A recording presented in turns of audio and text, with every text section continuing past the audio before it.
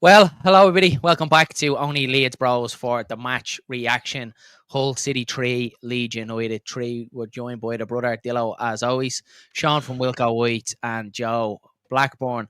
Joe, I'm going to dive straight into it and come to you first. Isaac Meslier, there's only one place to start. Is there anything to describe it? All season long, I've been saying, you know what? It's quite good that we're doing risk-averse stuff. It's good that we're being nice and calm and holding on to the ball. And if we don't need to lose possession, we won't lose possession. What is risk-averse about seeing a ball going onto your bar and going, actually, I'm going to palm it back in. Yeah. You're obviously a goalkeeper, Joe, and look, obviously, not at a professional level. But I'm sure the coaches would have taught you when the ball's gone over the top like that, or it's dipping under your crossbar, you just tip it over. You just tip it over. You can see the corner, and you build back from there. I don't know what his thinking was. Was he thinking try and palm it back down and I can grab it? But palming the ball back down to your 6-yard box is just crazy. Absolutely crazy goalkeeping. We'll obviously get into the goals when we actually think he was at fault for the first one as well. He puts himself in no man's land and at a massive disadvantage as soon as he comes out of his box because he can't use his hands. So I thought he was poor for that one, poor decision making. The goal, obviously, as well. I don't know what he's thinking, why he's not fisting it over the top, conceding the corner and regrouping.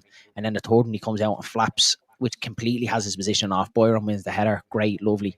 But then as the shot comes in, then again, he's blindsided because he's all over the place. So really, really poor performance. Joe, you're obviously a Meslier admirer. You like him. Is it coming to the stage now where it is becoming the undefendable for him?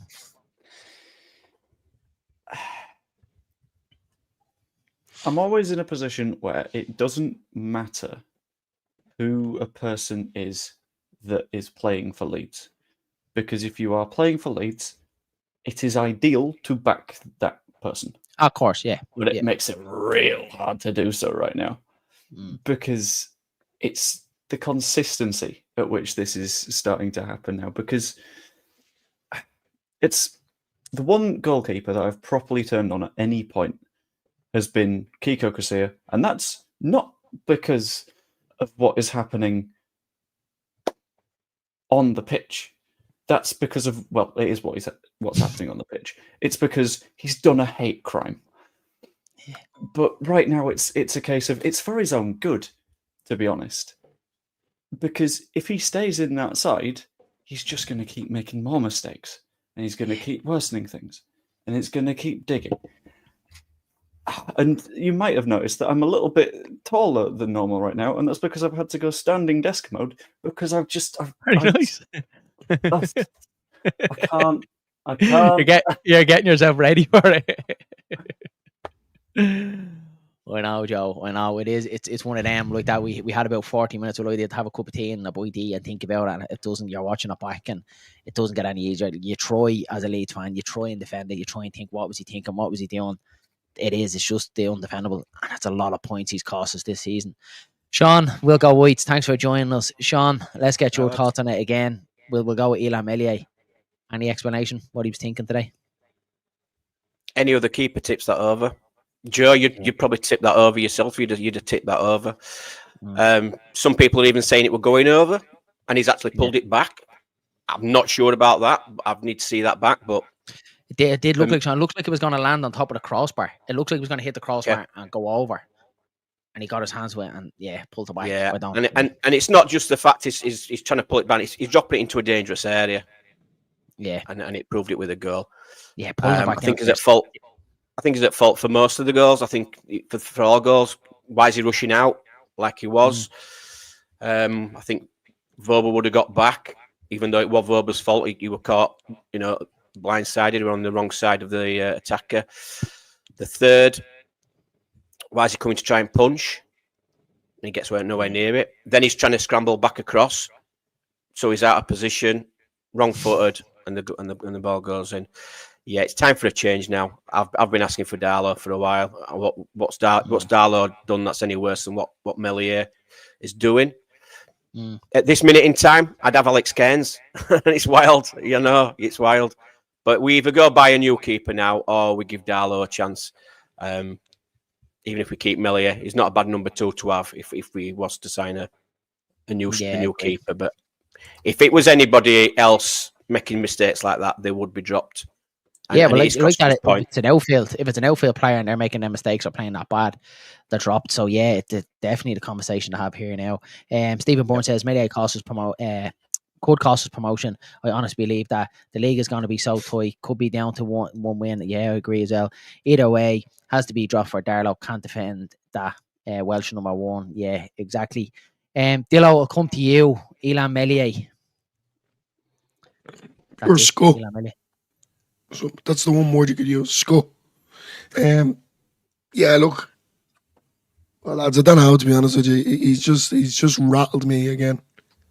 You know, you do so well. We pull it back. We start putting a few points on the board. You know, everyone around the pitch is doing well. You know, there for a while he was pulling off saves that could have changed the game. You know, games winning 3-1 or whatever. But then to go and do that, you know, somebody put up in the last stream match betting, and to be honest, like, I wouldn't be surprised.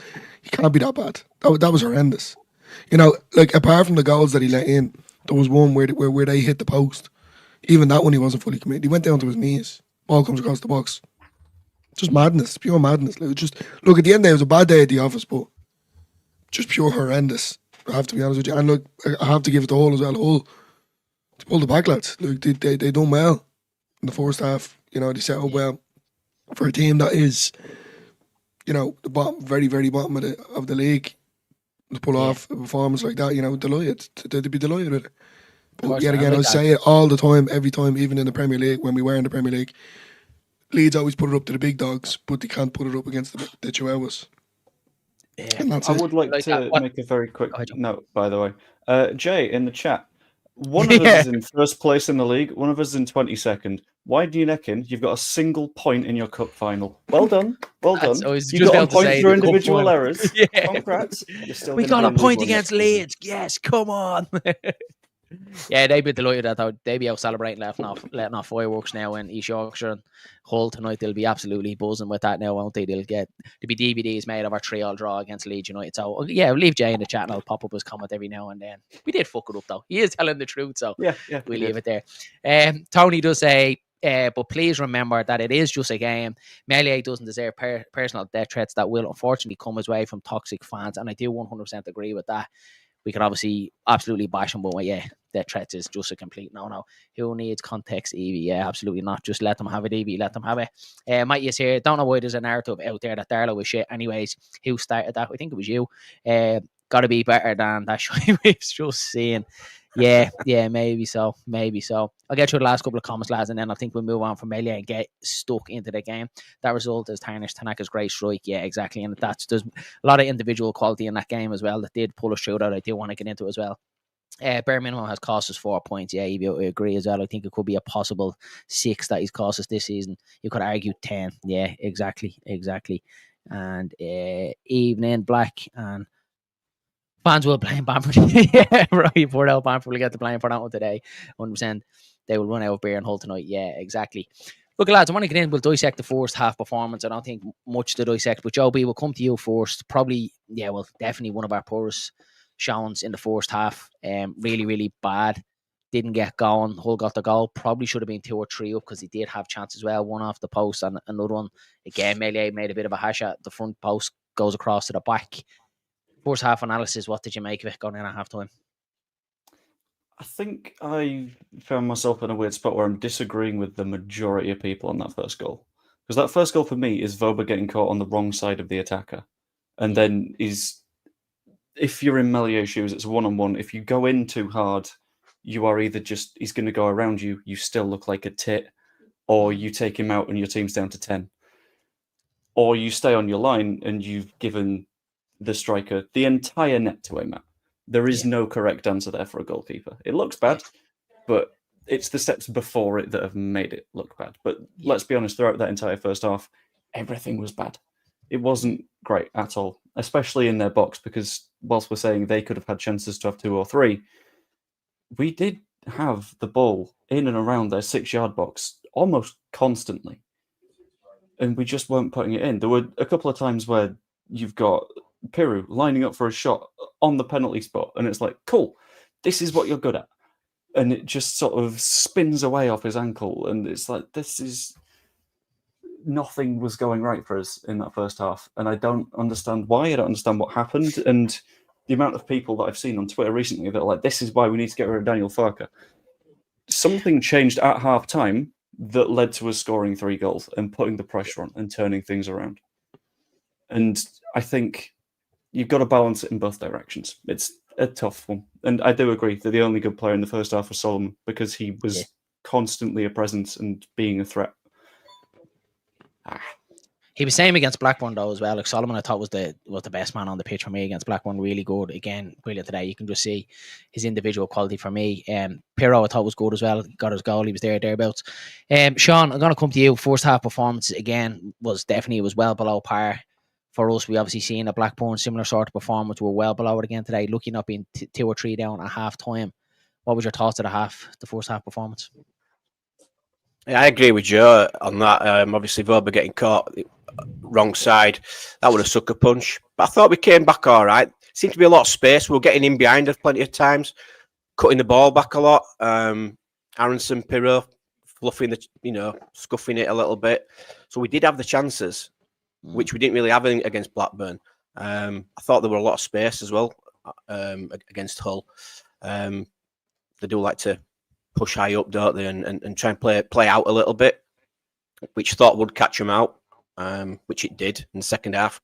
But all in all, I thought we were all right. I thought we just had the chances. Some of the final balls wasn't falling for us, or it was just getting cleared at the last minute. But it wasn't as bad as what some people are making out. I think it was just that sucker punch of a goal that sort of put a blip on it, But But no, it wasn't too bad.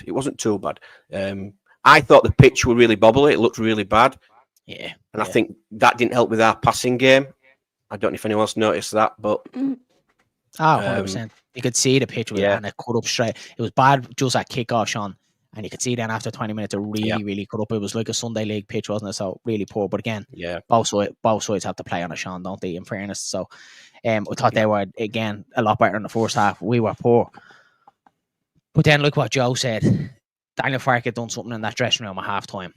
And when we came out that first 15, 20 minutes, it was a completely different side. Exact same 11 that started, but my God, a completely different side, completely different group of players. They were really, really good. We were up and we brought a few people on at half-time to get their thoughts. We got Michael, Danny and Matty came on as well. And we all kind of echoed the same things, that it felt like we were trying to walk the ball into the net. It felt like we were trying to score the perfect goal, play between the lines. When at times it was opening up for us outside the box. And we did just that. Just straight in, out Tanaka, off his right foot and scores. Pirro done the exact same thing as well. But I just want to go back to Tanaka's because that's the first goal that Leeds United have scored from a midfielder since Gruev in the semi-final against Norwich. We should be scoring more from midfield, Sean, shouldn't we? Yeah, I mean, what a strike by Tanaka. Brilliant. First goal for Leeds. Yep. I'm thinking Rothwell could do the same. He can score from the edge of the box as well. So you're right there, Darren. We should be scoring more goals from midfield. It would be nice just to ease a bit of more pressure off the attackers if we did get more goals from midfield. But I'd love to see more of that from Tanaka. I mean, what a strike. And he was dejected at the end of that game. He was on the floor, was Tanaka. Yeah. Aronson honestly, well. I didn't think he had Aronson.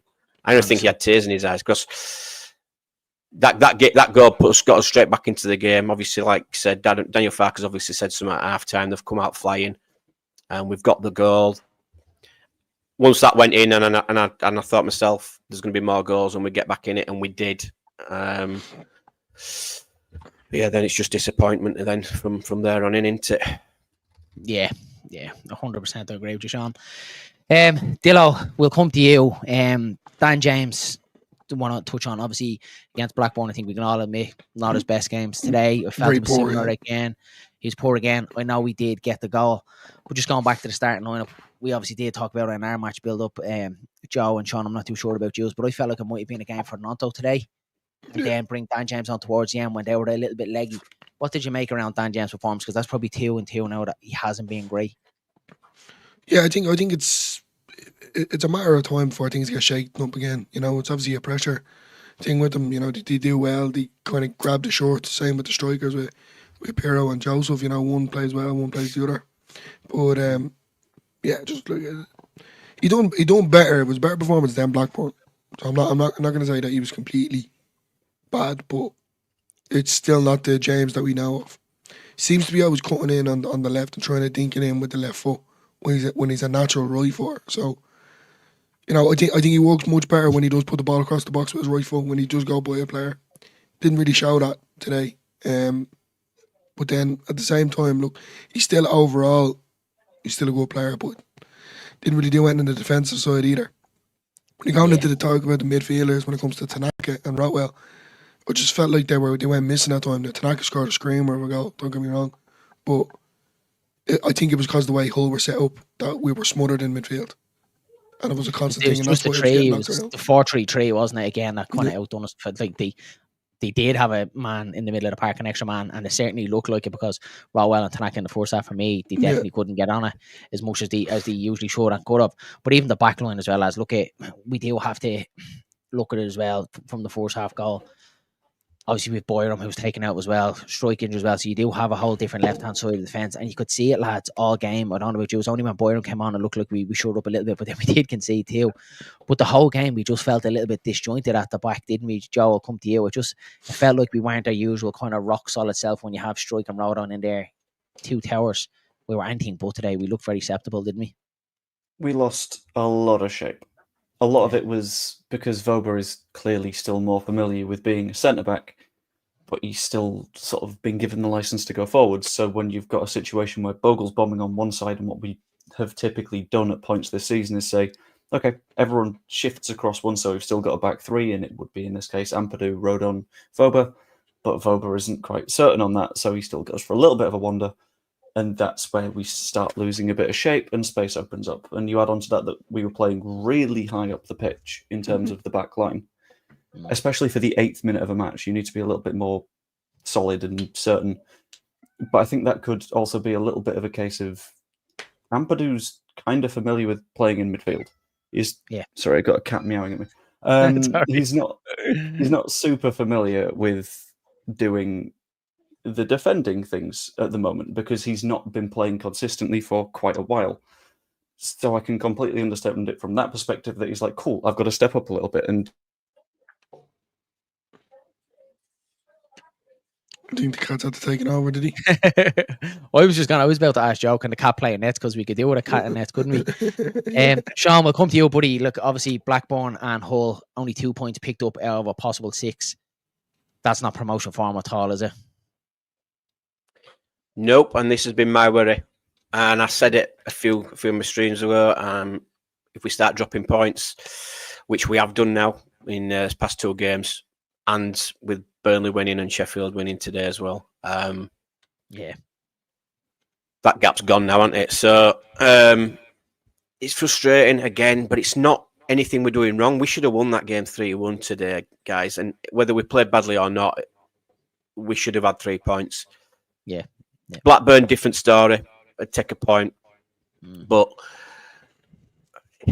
again, it's got Sunderland vibes all over it, and we're just dropping silly points. And somebody, I don't know if it was probably Evie might have said it. The only team to beat Leeds is going to be Leeds. Yeah, I don't, and it's we shot ourselves in the foot. The both 2 games. Blackburn shot ourselves in the foot, and again we shot ourselves royally in the foot today. And look, again, it's obviously down to one man, Elan Meslier. We could say that, but I'm just going to go on to here. Vober is too slow to play full back. He's natural centre half, but should have played there. Ampadu could have played in his natural position, centre mid, and bring Schmidt on at left back. And I agree with that as well. It feels very sort of square pegs and round holes at the minute, doesn't it? With Fairport being out. And again, look, we can obviously talk to January. We'll know what they're going to do, but I think they have a lot to think about. Possibly a new goalkeeper. Everyone's going to talk about a 10, a fullback as well. Remains to be seen. Evie said, would have lost nothing today by playing Schmidt. I agree, because Vober wasn't good defensively today. And we need to agree. Need a little bit more going. Can I just ask what you thought about that first goal? I was wondering where Ampadu was for that. the whole lot was pushed up, Sean. It was just acres of space, absolute acres of space, and the true He ball. were in no man's land, wasn't it? So Yeah. Ampadu's, maybe at fault as well. Not just Verba. So that's what I was thinking at the time. Where's Ampadu? And it was just such a slack goal. That's what I was kind of saying. That kind of left hand side, it was obviously Neil with no Boyer, no strike. So you go, Ampadu going in there, hasn't played there yet this season, and Vauber as well, totally different left hand side. And you could see there was just no synergy in there at all. They were all, and I think the whole game we were well off it. But I do have to say, lads, when we got it back to 3-1, I thought we were really good. I thought we were brilliantly. But go back to what Joe Blackburn said. I can't understand, because we're notoriously saying as Leeds fans, especially at Ellen Road, when we're beating teams 2-3, 4-0, we're always kind of saying, well, why did we take our foot off the gas? Why didn't we keep going? We could have got more. Today we should have done that, I think, because Hull always looked dangerous, and it looked like when we went up, we were trying to force it. We were trying to force it, trying to go get another one. And I was kind of thinking, why not just keep the ball, be a little bit more secure in possession, risk averse, keep the ball. We were very, very poor in possession when we were 3-1 up. We just kept giving the ball back to Hull, giving them the incentive to come forward. And look at lads, they took it, like even the set pieces coming into the box, or no, look, it was right on top of Meslier as well. But they took their chances today, and I think some flowers do have to go to Hull, but because before the match, and I think we all thought as Leeds fans, I thought they were going to sit ultra deep. I didn't think they'd come out and attack us, but they really did. They gave it a good go. Yeah, I thought it would have played in their hands, but it didn't today. So I suppose it's trying to be a little bit positive. Look, we're still unbeaten over the Christmas period now. We move on to Harrogate next week in the FA Cup. You'd imagine there's going to be a lot of changes for that. A lot of the fringe players are going to come in for that game. And then it's turn around then to the following Sunday against Sheffield Wednesday. So there's a nice bit of a gap there for Daniel Farke to kind of digest and figure out what exactly happened over these last two games. But I just feel like the result against Blackburn and the result today has somehow undone the really good work over Christmas against Stoke and Derby. Does anyone else feel that? I think Dillo? we're a little bit too good at being very, very upset as a fan base. Yeah, I think that's sort of that's like our default place if we've not won. It's because the situation that I'm in at the minute, the way that I looked at it after full time was, that's a pain in the ass. You can get away right now. You've just turned off your computer. The way that I looked at that result immediately after full time was, that should have been 3 points. That's really annoying. But it took a few minutes before I was like, yeah, but at the same time, every single team in this league is going to drop points in stupid ways. Yeah. Burnley earlier in the season went to Hull, dropped points. I don't know how Sheffield United did, but they're going to drop points in equally stupid manners. There is no team that comes into the Championship and just completely waltzes their way through without dropping any points in stupid ways. And we seem to have gotten into a position where a semi-competitive game of football has gotten us all spooked and sort of like, we need to get rid of the manager, we need this person gone and this person gone. And yeah, we made some pretty big mistakes, but on like a system level, if we're looking at shape and formation and all that sort of stuff, you got to think we were way better than Hull in that second half. And we were better than Hull by more than Hull were better than us in the first half. And at the end of the day, that's what counts. Because Sheffield United, when they're winning games of football, they aren't comfortably the better team. Burnley are sneaking 1-0s week in, week out. They're not an incredible side, and we don't need to be an incredible side that is blowing teams away every single week. And we can drop points and be fine. I don't think it's undone anything particularly. I think this was, at points, you're bound to drop some points. Yeah. But, I think it's just the way that we are losing them, Joe. Yeah. Look, I know for a fact that we're definitely going to lose more games. But even like Dylan, you're saying there, like Leo, so it's not like we draw, but I think that's just how we feel. It feels like we lost them just in the manner that the game went. Like Blackburn, really poor result. You get a penalty, you throw it away down the other end with really bad defending. You're 3-1 up today away from Hull. For some reason, we're still trying to play dangerous balls over the top and between the line, kept giving it away, didn't learn from our mistakes. Again, that has to be coming from Farke, a little bit of game management. So that's 2 games in a row. The game management just hasn't been there. And that's something that we pride Daniel Farke's side on, is that he has really good game management. When we're 2 or 3-0 up at Ellen Road, we have game management. We don't press on. We keep the ball. We're happy enough. We don't let them in. And that's what kind of has me, as what Joe says, a little bit spooked, because we've completely gone away from that the last 2 games. And I think that's why we're in the position we are in the league, because we do pride ourselves on, being we are versatile, keeping the ball when we're under pressure, calming things down. We did anything but today. So, yeah, I think that's why, as Joe said, I'm a little bit spooked. But might from imagine not being Leeds. So we can say all we want, lads, about the errors in other parts of the game. But over this Hamster, mighty is wound up. Hamster, the problem wasn't them. We got to 3-1 and Mez fucked up. Simple as that. Yeah, and I don't think I'd say he's fuming because he's looking after the kids as well and he can't get on. Yeah. We didn't lose. We're still top of the league. We move on. I know, buddy. It feels like the last two we've trucked it away. 2 points in 6 isn't a great return. I agree with Sean. Hull doesn't have the quality that we have. The thing that hurts the most is that we should have been out of sight by the 80th minute, and I agree. And even when we're 3-1 up, like it felt like we should have got forward. Evie agrees with Matty on that one. It's an away game, and Mr. Blackburn is going to think that he said that we unbeaten in games. He goes to, I'm having second thoughts. Comments are flying in. Sean, I'll come over to you. Obviously, as what Joe said as well, there's a lot of Farke outs at the minute. Does he have to take some of the blame for today? Yep. We come to see substitutions on the 70th minute all the time from Daniel Farke, but he didn't do it today, did he? And I think the one time I said it. The game was screaming out for some changes. I mean, Dan James looked dead on his feet. Maybe we needed another body in midfield, and he just didn't do it. And again, it's hindsight. If Meslier don't drop that ball or pushes it back in, it's a different game, and we probably win that game. So I know we're trying to pick the bones out of it, lads, but yeah, Farke is partly to blame. But it's mainly on Meslier today. It really is. Yeah. I think so too. Dillo, you, anything else to add, buddy?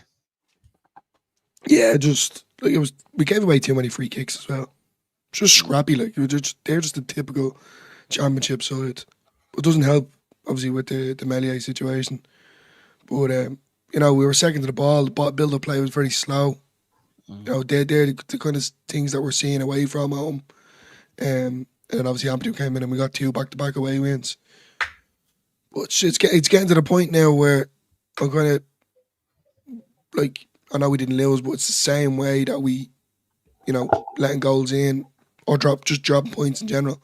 If it's not Mez this week, it's, a penalty that we've given away. If it's not a penalty, then it's, just genuinely injuries. And the list goes on. He needs to find a way to...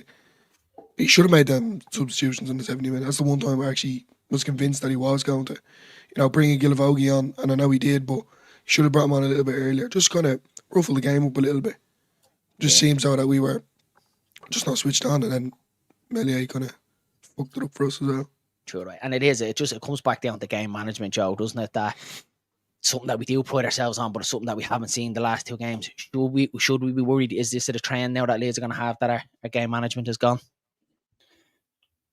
I don't know if it's a case of the game management being gone. I think it's a case of, as we've seen almost every single time we drop points, it's a stupid mistake because someone has switched off at a key moment. We've conceded a key goal. From the corner, for example, Wednesday. It's the New Year period. I've got no idea what day it is. We ended up... Yep.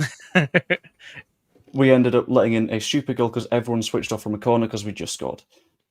Today, Meslier's done something incredibly stupid, padded it down to their strikers' feet, and let them back into the game. I don't think it's a case of sort of systemic things going wrong. I think it's something mentality flavoured that is just stay switched on in those core moments. In the moments where we're feeling comfortable, you're not allowed to feel comfortable because it's the stupidest league around where anyone beats anyone at any point, and the moment you fall asleep, they're going to hit you in the face. I don't know. That metaphor went somewhere, but it's... I get you, Joe. I do. I get you. It's the switching off that kills you in this league, and if we can stop doing that, that'd be great. Yeah, because it definitely... That's one fact, is it?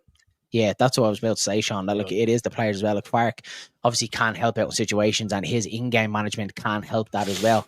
But I do think at the time we were 3-1 up. I don't think there was much to change in personnel, to be honest with you. I think it was the way we were playing, the way we were approaching the game that needed a shake up. And then that's up to Daniel Farke to get that message across. Why are we forcing here? We're 3-1 up.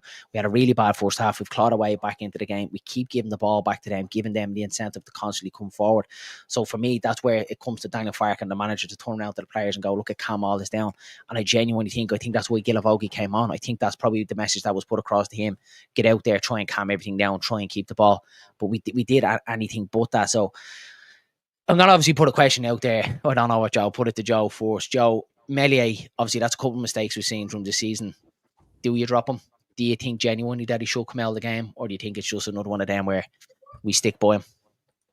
So I saw a very, very interesting tweet from Graham Smith, a little bit easier. I'm just going to try and quote it. It might have been whilst we were live, so it's quite hard to sort of keep track. But yeah. Also, on this comment, this is absolutely wild. Bamford wasn't even in the squad, so I don't know how you're losing your mind there. Just chill. But Smith asked Farke how he keeps a player accountable if he knows he won't be dropped. Daniel Farke then said, there's no rule that a player is not dropped. If my captain doesn't deliver, or a centre-back, a goalkeeper, a centre-forward, it's not like if you score own goal after own goal, I say, no, he's an MVP and stays in. For me, that says... everything. That says dropped. We all knew that he wasn't going to be playing in the next match anyway, because that's an FA Cup match, and you rotate the hell out of your everything during that.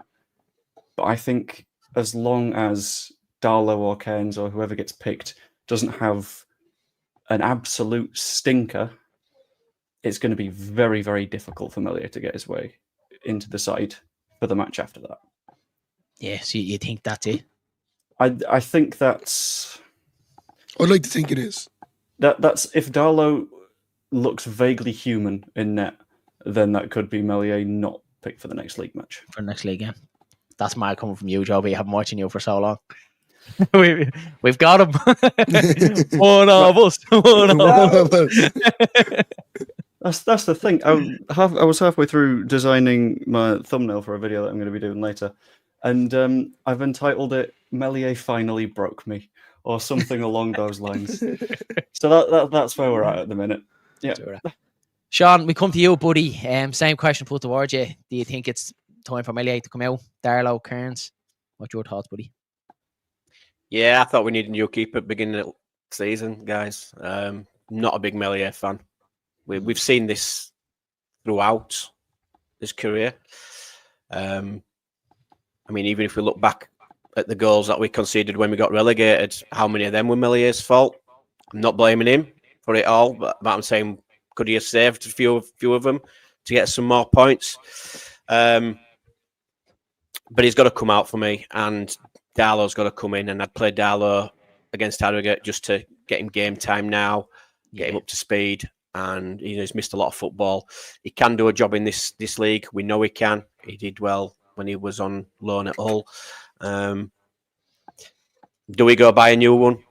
I don't know. I don't think so, but it's time to see Darlow. And like Joe said, it's up to Darlow now to, when he gets the chance, to keep his spot and not let Meslier back in, because that's what we all want.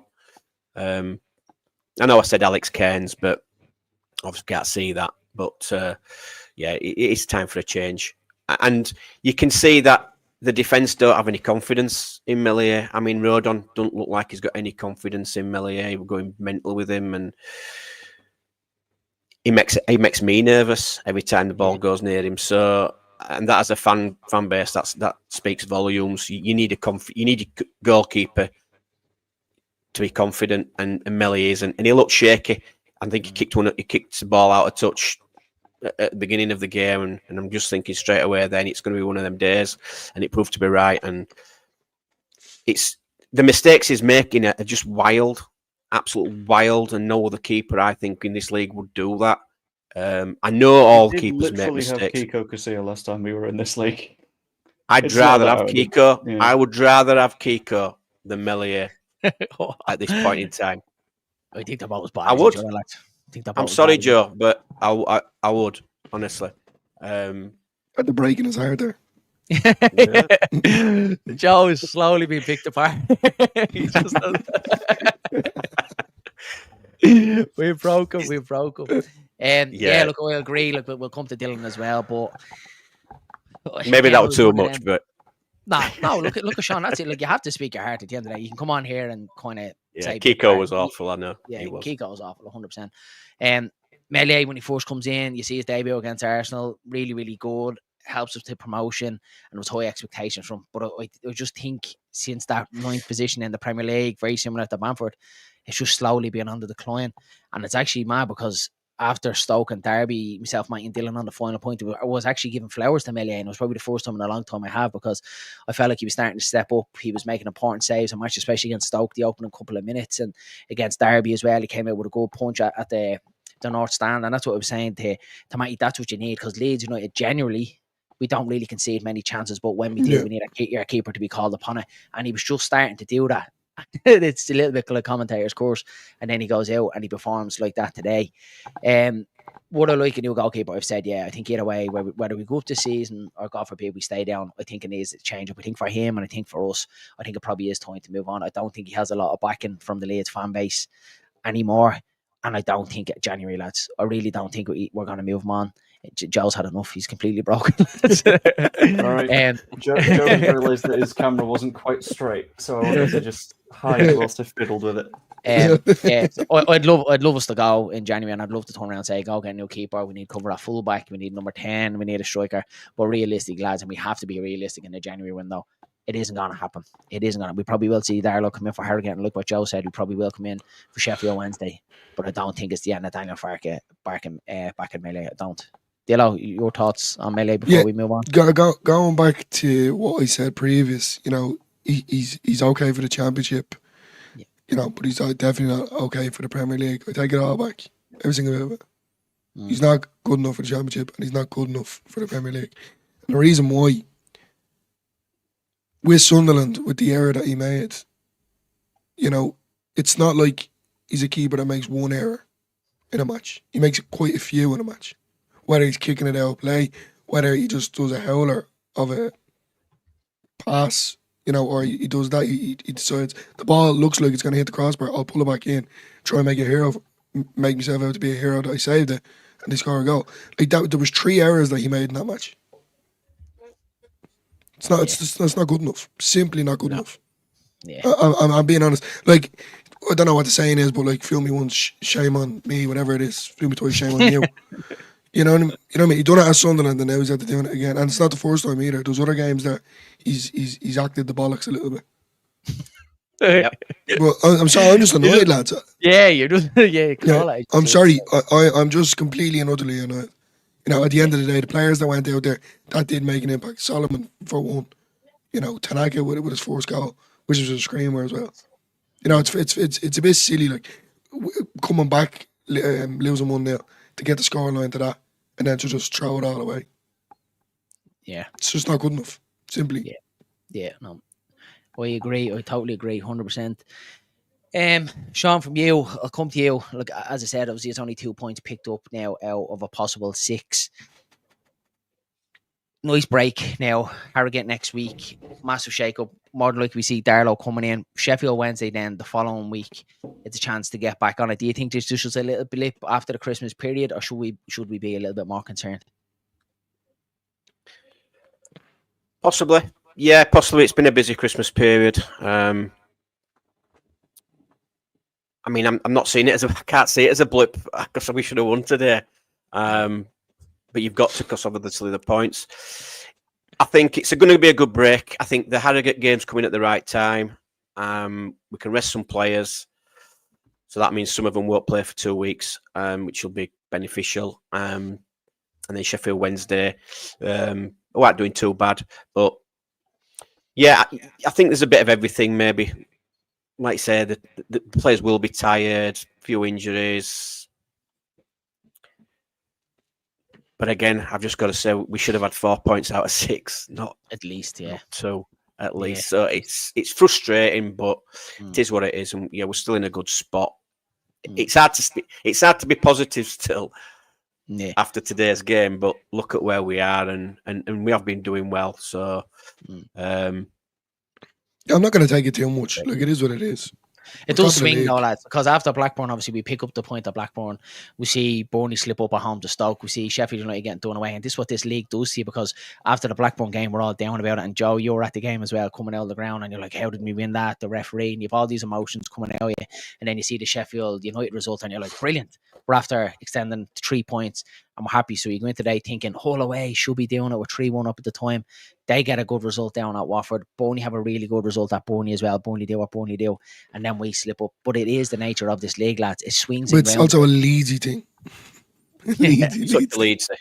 Such a Leedsy thing. Yeah, when we just always seem to be given that little carrot to go and do it and just create the gap, we always seem to just fumble it a little bit like Meslier today. And yeah, it's kind of hard to get past it. We'll get through a couple of more of the comments, lads, before we wrap it up. That's the thing. Cairns and Darlow aren't the answer. We need a new number one, not a backup being thrown in.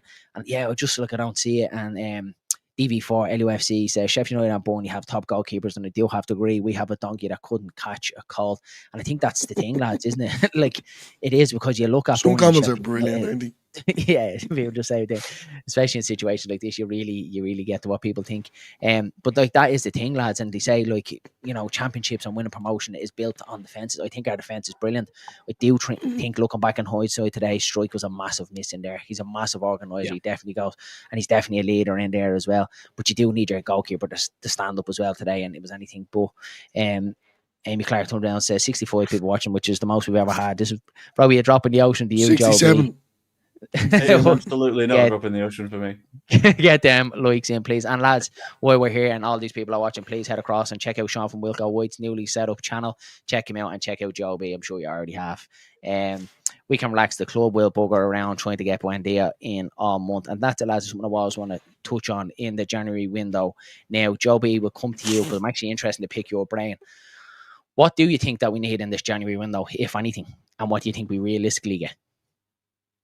I think there's too much conversation around us looking at a defender that can play across the line for that to not be something that we're looking at. That seems to be a very constant bit of conversation. So someone that is able to both be a centre-back and fill in as a right-back is ideal for what we need right now, because at right-back we've got Bogle and Byram, neither of whom are 100% at the minute. And then beyond that, we're talking about a central midfielder that can play at centre-back and sometimes goes at right-back. Yeah. In addition to that, if they can play at centre-back, perfect. We need depth there because we've not been able to rotate Rodon or Stroke at all. So it's just a case of wait for them to get injured and then we'll plug the gap. Outside of that, I'd probably just say someone to rotate with Aronson, because in terms of signing a new keeper, I wouldn't want us to commit to that until the summer, because the players that you can sign on a permanent basis right now are players that are going to be looking at championship clubs, because you would want to move to a Premier League club if you are a Premier League standard player. If we attach ourselves to someone more permanently right now, then they're probably not going to be the standard that we need when we do go up. When we do go up, exactly. And that's the thing, and I know I'm not too sure who said it in the chat. I'm going to say Carlo and Cairns isn't the answer. But if we do go on exactly what you were saying, Joe, what quality is out there, you really want to be looking at someone who's a really, really good champion goalkeeper who's going to make the grade in the Premier League, or I just don't think the 49ers are going to do it. Yeah, and I can't see being much. And I like through the window, I think like now we're still only early on in January, and I think it's probably much. We'll probably see the outgoings. What people are going to like, probably going to see Gelhardt going. There's still talks around Volber. Can't see Volber going anywhere. But Sean, I come to you. What would you like to see be done versus what you think actually will be done? What I'd like, new keeper. I don't think we need a central defender. I think we've got cover there in Max Verber. Once Firpo's back, might be back for Harrogate, so that's great as well. I'd love to see Schmidt a bit more, so I don't think we need a right back or left back. So I'm going a goalkeeper, a 10, and a new striker. Yeah. That's what I would like. The Ducky Foes picture is class, and it like nice little mohawk, isn't it? Keeper on loan, and yeah, possibly if there is anyone out there that we could get, but like I think my feelings on this one, lads, is I kind of thought that this was it when we got Darlow in. I was thinking that this is it. This is the experienced goalkeeper that we need to push Meslier on, because I do think at times, as much as I'm not a Meslier lover, I do think he has been flogged a little bit, because since he's came to Leeds, he's obviously been under Kiko Casilla. in the Premier League as well. He was flogged as well at such a young age. And then you've Carl Darlow. And I really thought Carl Darlow would have been one of them keepers to try and force him a little bit, because I think since he's came to Leeds, he's had it very lax. He hasn't had anyone behind him to try and push him on. And I think we all know in our own jobs, when you have someone that's, behind you, pushing you to do well, you're going to do well. And it's probably the only thing I will have a bit of a saving grace from Meslier, is that he hasn't had the competition, lads, to constantly keep pushing him. Every week he just knows in his head, I'm going to start. And naturally, I think your performance level, your concentration, it is going to drop. That's probably one thing I do say, and probably one criticism that I do have of Darlow, whatever is going on. He's obviously not forcing the hand enough and in Daniel Farke's head enough to think that he is doing enough for this starting position. Dillo, I'll put the same question to you as what I put to Joe and Sean. What would you like to see in January versus what you think realistically the 49ers are going to do? What I would like is a new keeper in January. I think a right back. I still think the Luke Galen one was silly. I really do. Just to keep around the club, and then that bit of cover as well. I have to be honest. Plus I love Luke Galen, so it just killed me. It killed me when he left. I'm gonna say, under the circumstances of the rumours, speculation about Firpo, if he goes, definitely. I don't think. Look, Boyerm can do it, but I don't think Volber can. Then you could say probably definitely a 10 anyway. Definitely a 10 and maybe a 9 as well. Yeah, I agree. Before today, lads, I have to be honest, I wasn't even thinking about the goalkeeper position. I don't think we all were thinking about the goalkeeper position after today. I think now there is a possibility that maybe that we should be looking at that. Possibly a left full, depending on what's going to happen on the Firpo situation as well, whether he's going to be forced to move pre-contract.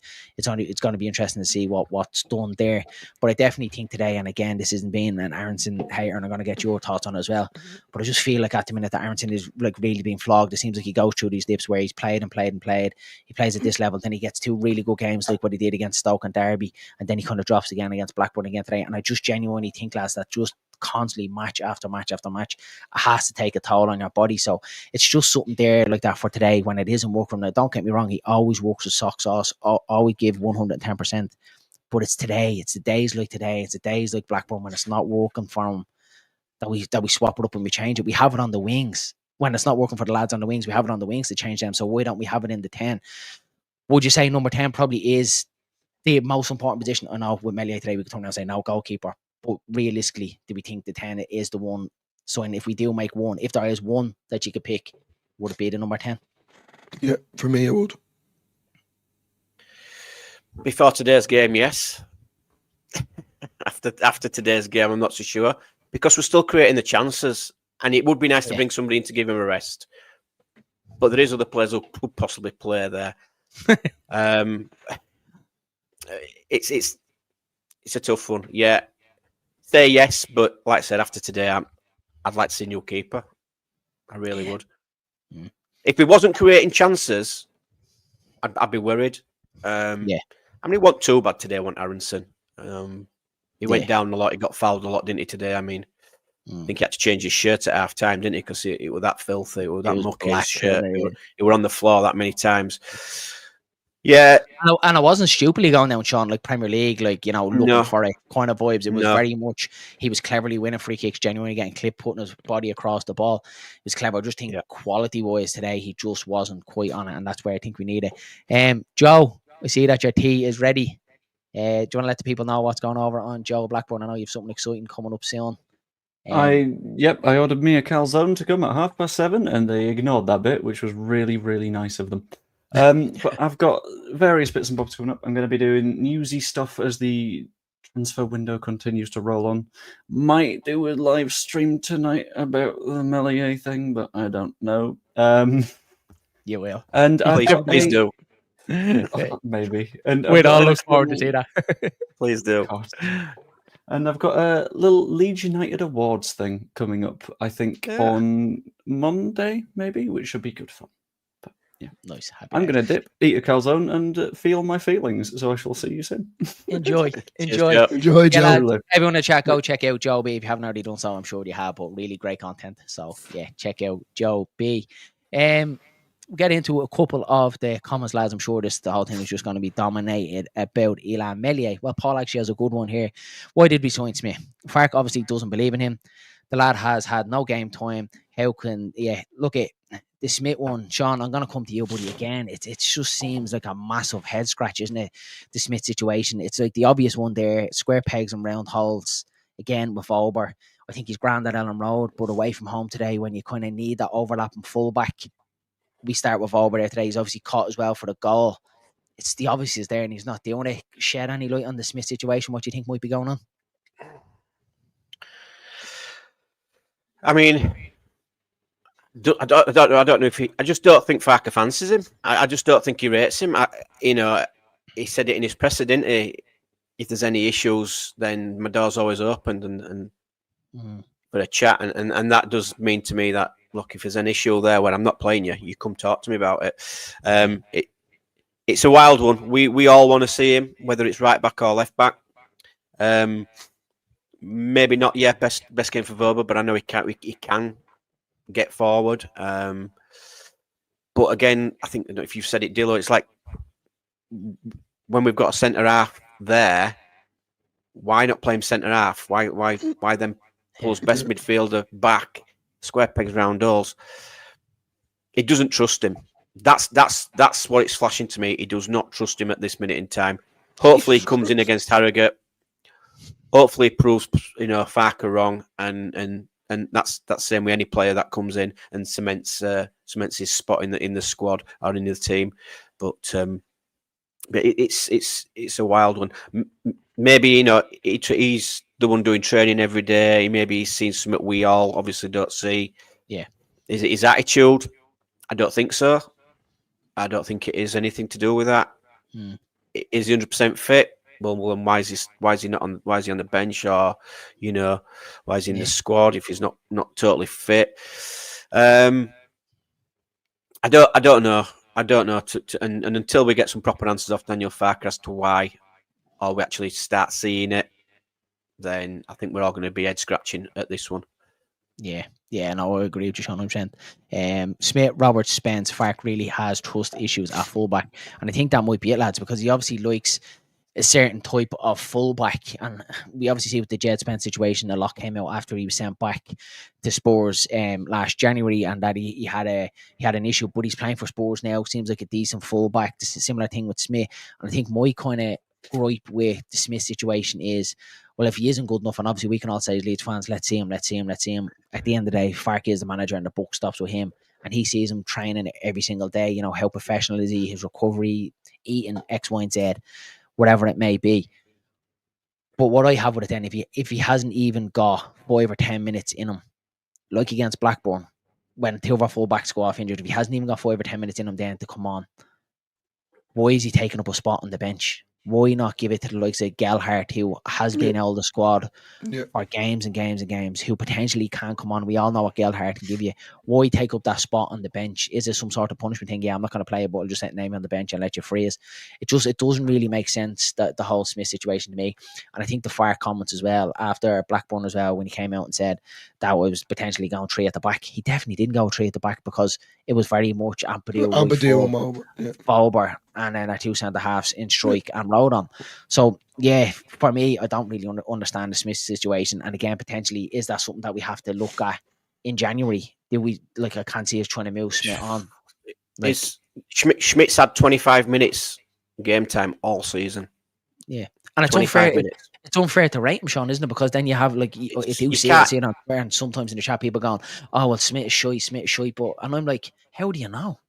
We haven't seen him playing the lead short. The only thing we can base it out with, like what you said, 25 minutes in the lead short, and he hasn't done anything remarkable, but he hasn't done anything terribly shit to turn around and call him shit. The only thing we could all go off with Leeds fans, unless you've watched the league and watched him play for St. Gallen, is the YouTube clips we've seen him, and he looks like a decent fullback, the type of fullback that Daniel Farke goes for at Aarons or Jamal Lewis. When you look at the games he's actually come on, it's been 1 minute here, 1 minute there, 3 minutes here, 5 minutes there. I think the most he's had were like 13 minutes or maybe 15 minutes. That's no good for any player, no. And he won't be happy with that at all. So I don't know. If he don't play against Harrogate, Telltale, isn't it?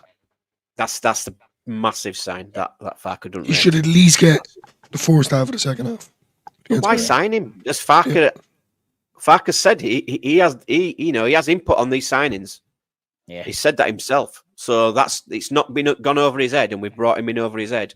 These are players that he's had input with, and he wanted him. So, as well, all Leeds, what Aaron Wee says here, 9 games for St. Gallen's, 2 goals, played in Europe, but not good enough for Leeds. Sure. Yep.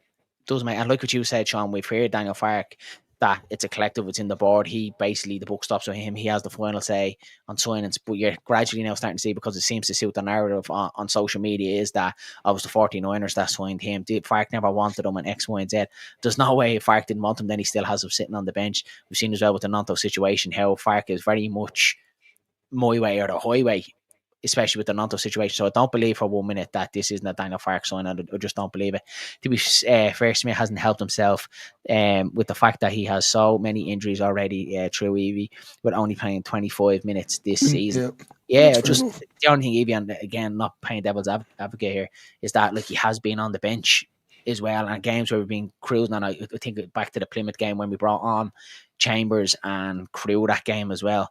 Smith was left on the bench, and Boyer, we still have Boyer on the pitch, who looked absolutely knackered, and he didn't even bring Smith on for minutes in added time, and that's what just baffles me a little bit more.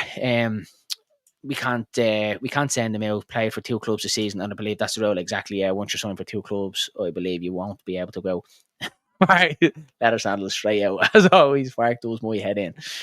So good to hear you boys have such a sensible debate. Love that, Paul. Thanks very much. Great show. Thanks a million, Paul. Again, guys, if you are new here, please slap a like on the video and hit subscribe to OnlyLeedsBros. We are approaching 600, and it would be great to get there. Put him in goal, I'd say. Yeah, exactly.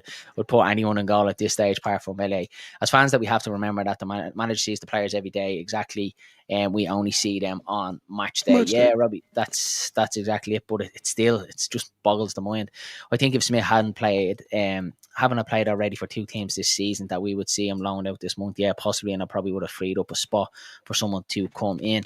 We should buy Patterson off Sunderland and let Meslier go to the scum. Yeah, and it's mad that he's even been linked to it. It was with Scum, and Arsenal he was linked to it as well, which is absolutely. He'd probably start becoming good if he went to United. Yeah. Just to wind us up completely. Yeah, probably. Look, I think like the Meslier, there's only probably one place to finish, lads, before we wrap it up, because we are close to the hour mark again. Thanks for everyone that has popped in the chat. This is the most we've ever had here on Only Leeds Bros. So I think it's just because Sean's here. Sean, you brought them all with you. But the Meslier situation, lads, I think when it comes down to Meslier, I think we probably do have to stick with him, lads. And much of the pain we say, because I think we're kind of moving on from it. I can't see it in January. I really can't, and it is like it's paining me to say, but we probably are. As much as we're all going to hate him, we're all going to lump in, and I probably get a bit of hate in the chat for this. We probably are going to have to stick by him. We will see Carl Darlow come in for Harrogate, but I think against Sheffield Wednesday, lads, I think he comes back in, and I think we probably see a defensive structure exactly like what we've seen after Sunderland. Keep the ball away from LA. Don't let any shots come in. Try and keep the ball far and try and build his confidence back into it. I just can't see Farke moving on from that. What do you think, Sean? Oh, nobody on. I'm trying to be realistic. My head is telling right.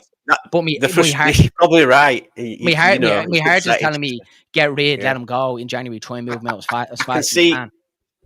I can see him coming out in defence of him, and he'll probably give us a taste of Darlow against Harrogate, and we'll all get a bit excited and think he's going to start against Sheffield Wednesday, and then he'll be back in. But I think a bit of time on the bench for Meslier might do him good. Yeah, keep him out of the firing line. He's going to get so much shit now, basically. Yeah. Online. I know. Yeah, I'm not saying death threats and all that, but well, that's wrong. Which is wrong, but we've seen it before. We've been here already this season with him.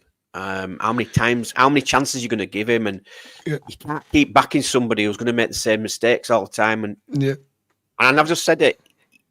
The defence don't look comfortable with him in, and he needs some time out of the squad for me. I think you're right, Darren. What you're saying. Yeah, I don't want that. You're wrong.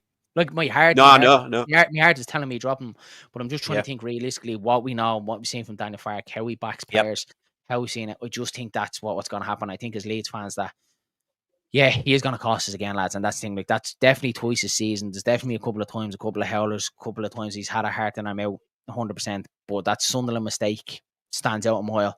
The mistake today stands out even more for me at like a sore thumb.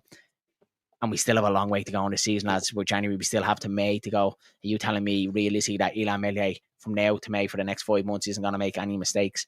I just don't see it. And I think any time he's under any sort of pressure, he always seems to make a mistake. He always seems to crumble under pressure.